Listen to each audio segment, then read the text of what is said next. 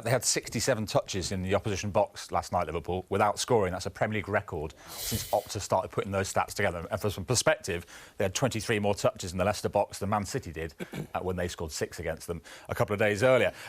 Where do you think this leaves Liverpool then, Jamie? I mean, if City win tonight, they'll be 9 points behind City, Liverpool would be.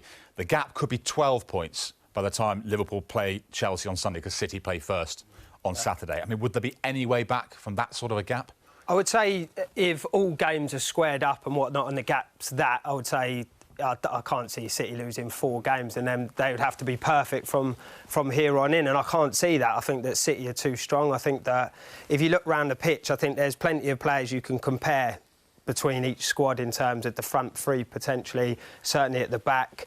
But I do think that the difference probably comes within City seem to have 2 players now for each position. So therefore, when you talk about an overload of fixtures potentially, or even if you've got a few COVID cases or injuries, I think that people can come in and sort of seamlessly slot into this Man City side. I think that with Liverpool, I think you'd notice a massive difference with key players being out. So I think as it stands now, 6 points, I can't say that it's over, but I think that obviously even if they were level, I'd be plumping for City as favourites. So I think any sort of gap is hard to make. I think you've got to look at the likes of Salah and Mane missing. I mean, they are irreplaceable players.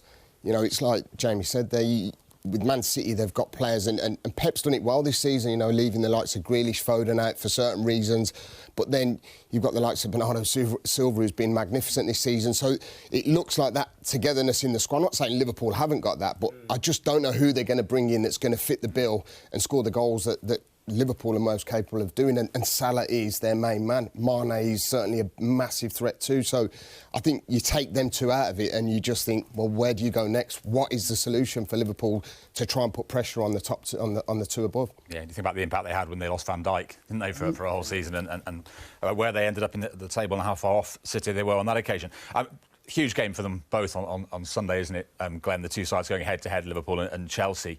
They have got Salah and Mane and cater for that before they depart the next day.